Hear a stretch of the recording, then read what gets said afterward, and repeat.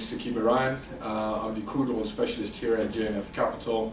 I've been in the industry for about 10 years, give or take. Done everything from physical oil down to derivatives now. Developed my own algorithm that helps me get in and out of trades at the most opportune time, giving me a decent risk-reward ratio and helping me to perform for my clients here at JNF Capital.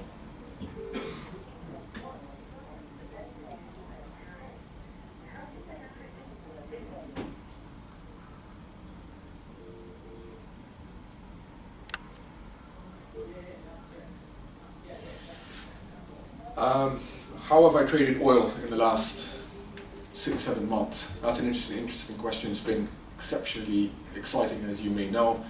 Oil has capitulated for the last, since summer last year.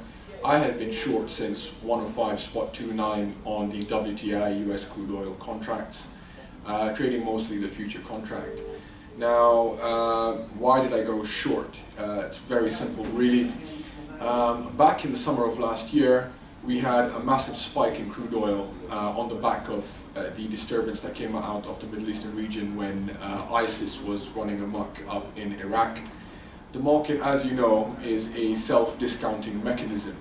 Now what it does is the market will price in any disruption that may come as a result of any terrorist action or any weather hindrances or anything like that. So now what we had was, in the summer of last year, we had a massive spike in oil, rallying to the region of about 106 spot 93, if I'm correct. And when we got up there, oil did not, there was no disruption from the refineries, and ISIS tried hard to cause some sort of disruption, but unfortunately for a good 2-week period we didn't really get, fortunately or unfortunately, we didn't get a real disruption. As a result, I was aware that crude oil traders will now be focusing on pricing out the disruption, and potentially even focusing on supply and demand. And that is exactly what happened. In the middle of summer last year, we had a small turnaround, which could at that time be considered a pullback. However, my algorithm identified an anomaly in the amount of volume being traded. So what actually initially started off as a pullback, where the traders took, tried to price out a market,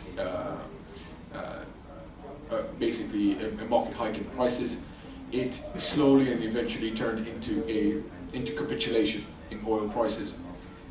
Now, this capitulation, I identified this capitulation around 105 spot 29, and I have been short since 105 spot 29 on the WTI contract.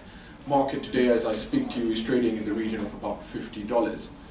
Now, as things have moved forward, why did oil continue to capitulate?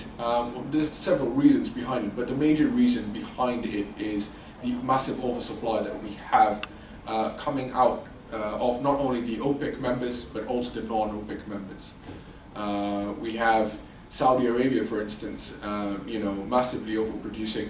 The IMF, the EIA have both come out and stated that there is not enough global growth, to sustain that type of production. Now, what we generally expected was Saudi Arabia to come out and announce that they would be cutting production. This simply did not happen.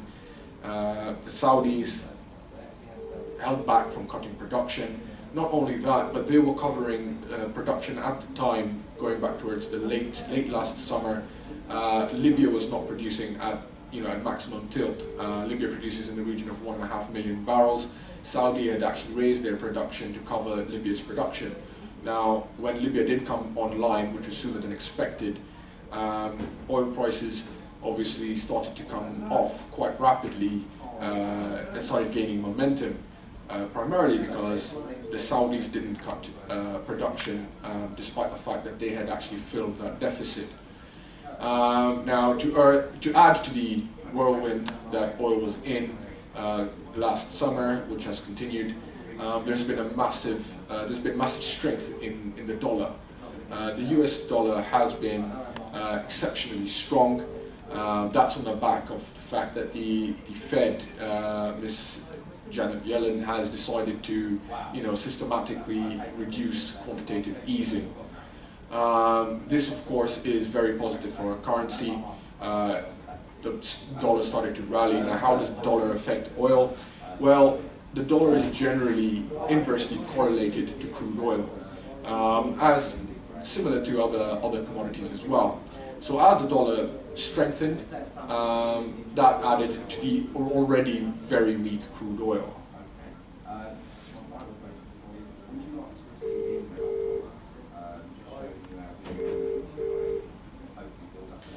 Now we come to the question of will Saudis cut production?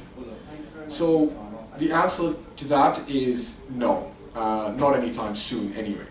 And there's several reasons for that. The main reason is that the last time that the Saudis cut production, which is going back into the 80s, they cut production to help the global economy, which at the time was at its knees.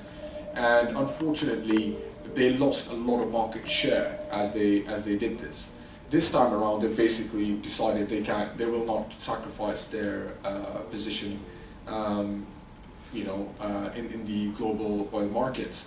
So they will keep production where it is. Now, what Minister Al Naimi has said is that if he does see oil trading in the region of, $20, $40, they may consider having an emergency meeting and may consider cutting production.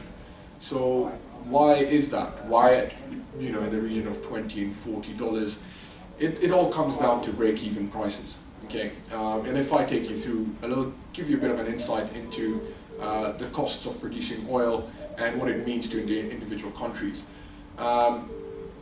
Saudi Arabia's, let's start with the higher ones. You've got the Americans. The Americans are a non-OPEC member and are currently producing a lot of shale oil. Their break-even price is in the region of $70 in the Balkan region.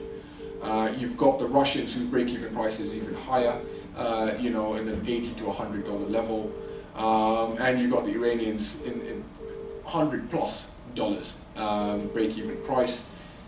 So what you have here is that the Saudis, by keeping production low, are effectively pushing out a lot of their competition. If they can bring oil down to the region of $30, $40 and sustain that there for about 12 months, you will find that a lot of the oil-producing nations and the new oil-producing nations, existing and old, will have to rein back on a lot of their projects. Where we go from here now is that Saudi Arabia, once effectively they have forced out their main rivals, that the Russians, the Americans, Iranians, they will effectively possibly start cutting production as well, and raise the oil even higher. Now, Saudi Arabia's break-even price is in the region of $10. Okay, so they could take oil all the way down to $30 and still have a profitable run. This is just basically giving you an insight into their might as oil producers. Now, some may argue, yes, but Saudi Arabia's social spending requires Saudi Arabia to maintain oil in the region of $90. That is true. But what you do not take into consideration, a lot of these economists have not taken into consideration, is that they do have reserves, financial reserves, in several hundreds of billions of dollars. What that means is that they could comfortably bring oil down and even keep it down for in the region of 1 to 2 years, and still have a very positive budget, and be able to meet all their expectations from as far as social spending is concerned.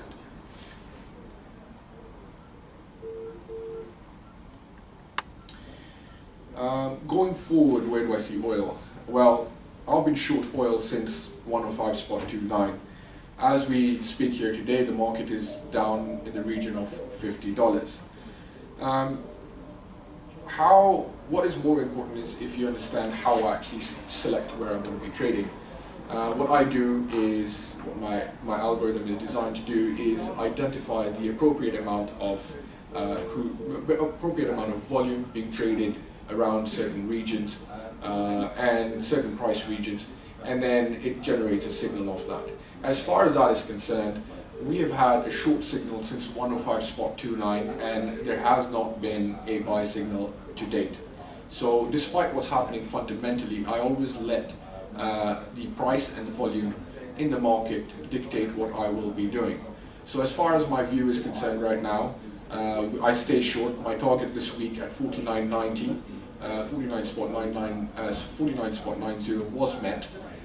So we took some profits there, and we will be looking to engage. If 49.90 is broken, we look to engage and possibly ride this down to the $36 region. Now, $36 is the 2008-2009 market crash lows. Oil has come a long way since 105. We feel that we are reaching the bottom end of this capitulation, and we will be looking for signals. We will be preparing for signals to go long. But as far as we are concerned right now, we do remain to with a bias to the short side.